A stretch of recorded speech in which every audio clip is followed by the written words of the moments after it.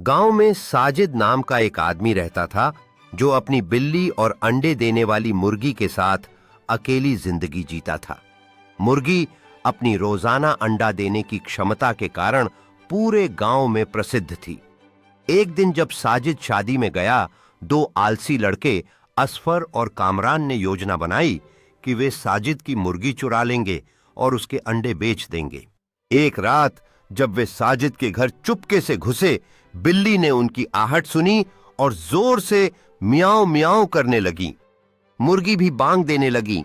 शोर सुनकर पड़ोसी जाग गए और घर की तरफ दौड़े।